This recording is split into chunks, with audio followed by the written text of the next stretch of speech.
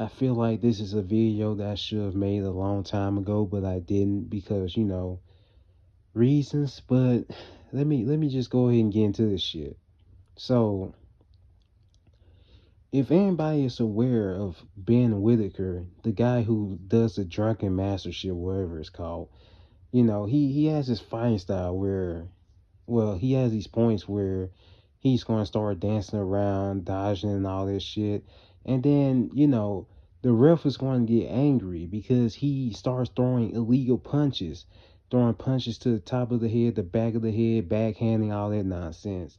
And if you watch videos on that and look into the comment section, then you're going to see people with, massive favoritism towards their comments saying, the ref just hating for no reason. The ref is doing this and that. And I'm just saying like the ref is doing his job. And seeing these comments and all that, like that just goes to show me that a lot of people, most people don't really know anything about boxing. That's all I can see from it. Because if you want to call out the ref, then like that means that you're literally telling him not to do his job. And so in that, I can apply that argument to, the Francis Ngannou thing. And I'll say it again, most people don't really know much about boxing. And, based on, see, I was pulling for Ngannou, by the way. From what I was seeing, he had good first 3 rounds, but then like after like the fourth round or something like that, he it became more of him trying to counter, and he was just getting jabbed up and outboxed. And when the fight was over, people, especially MMA fans, were like, "Oh, Francis got robbed," and I'm like, "Did we watch the same fight?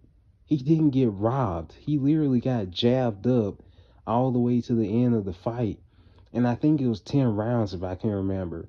And like, hearing that he been robbed, that just says a lot. So, just to set the record straight, a knockdown only wins you the round, not the whole fight.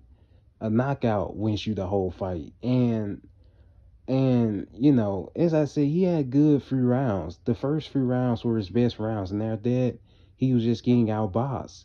And apparently people felt that he was robbed. Like, I'm asking, like, did we see the same fight?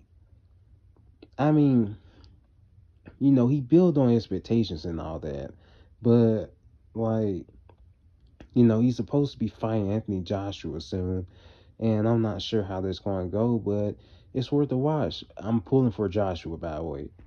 But anyways, like, I just wanted to point that out. Ngannou was never robbed. He was outboxed in that same fight. And even Lennox Lewis said that he was just looking to counter and it wasn't working out.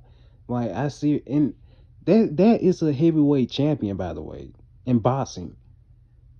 So like, hearing these people say that he was robbed and all this and that, like, that just goes to show that they don't really know much about this sport. And you can also go back to that Ben Wicker thing. You'll also see that they really don't know shit about the sport, and it's ridiculous, bro. How are you going to watch something and not really know anything about it? Then that makes no sense to me. That's like me watching basketball, not knowing the rules or anything. But then again, I would watch it just so I can understand the rules, but that's not what they're doing. But whatever. I just wanted to say that Ngannou was never robbed. He was just outboxed, and for some reason, after a few good rounds, people wanted to say that he was robbed. No, he wasn't.